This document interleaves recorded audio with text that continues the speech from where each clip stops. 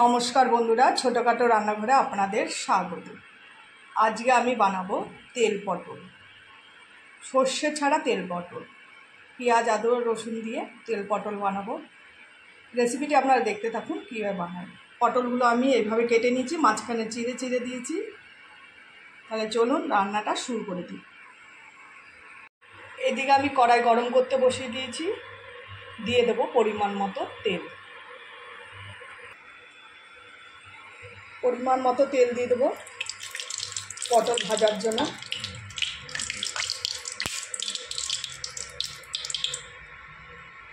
তেল গরম হয়ে গেছে, এবার পটলগুলো এক এক করে ছেড়ে দেবো।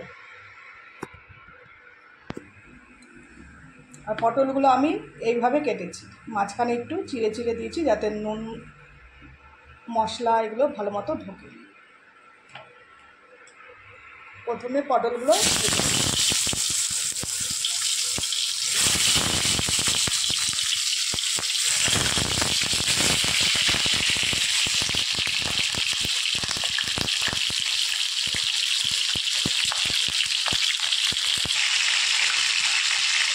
পটলটা ভাজার জন্য দিয়ে দেবো পরিমাণ মতো আমি লবণ,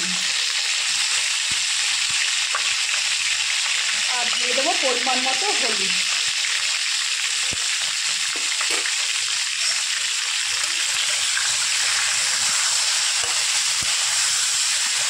অল্প আঁচে ভালো করে সমস্ত পটলগুলো আমি ভেজে নেব।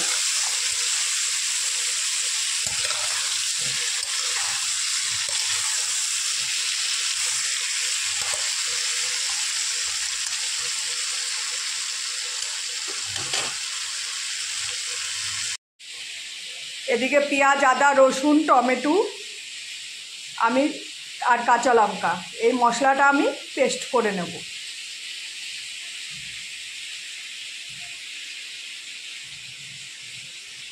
বন্ধুরা, আমার পটল ভাজা হয়ে গেছে, এবার পটলগুলো সব তুলে নেব।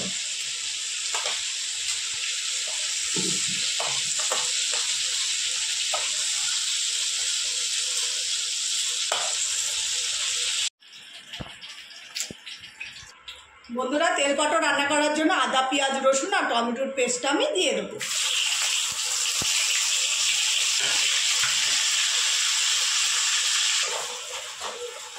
মশলাগুলো ভালো করে কষিয়ে নেব।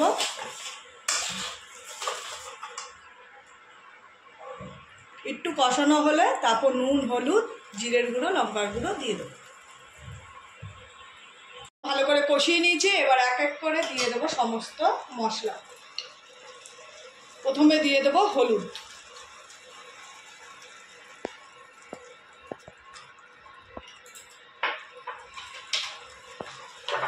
তারপর দিয়ে দেবো পরিমাণ মতো লবণ, তারপর দিয়ে দেবো জিরের গুঁড়ো,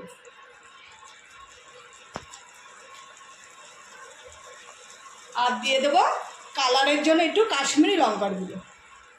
যেহেতু আমি কাঁচা লঙ্কা বেটে দিয়েছি, এর জন্য কোনো ঝাল লঙ্কা ব্যবহার করব না।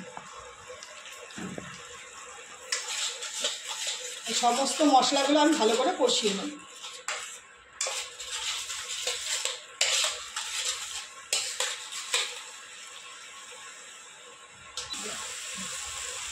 এবার তেল পটলটা করার জন্য দিয়ে দেবো স্বাদের জন্য পরিমাণ মতো একটু চিনি। একটু মিষ্টি মিষ্টি হলে খেতে ভালো লাগবে তেল পটলটা। কোনো সর্ষে ব্যবহার করিনি, এই তেল পটল শুধু আদা পেঁয়াজ রসুন টমেটো আর জিরের গুঁড়ো লঙ্কার গুঁড়ো দিয়ে রান্না করেছি।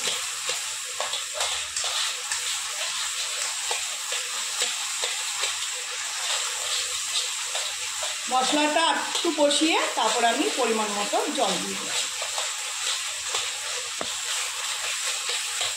আমার কষানো হয়ে গেছে, এবার দিয়ে দেবো পরিমাণ মতো জল। বেশি জল আমি দেবো না, যেহেতু পটল ভাজা।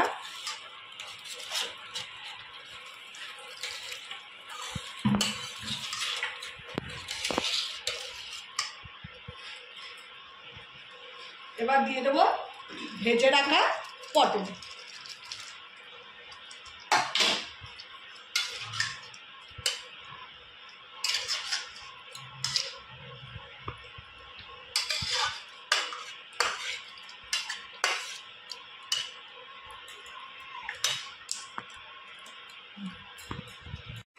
বন্ধুরা, তেল পটল আমার হয়ে গেছে। এবার নামানোর আগে ধনেপাতা দিয়ে নামিয়ে নেব।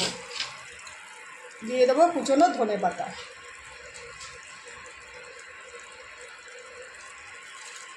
ধনেপাতা কুচি দিয়ে দিয়েছি। এবার নামিয়ে দেখাচ্ছি।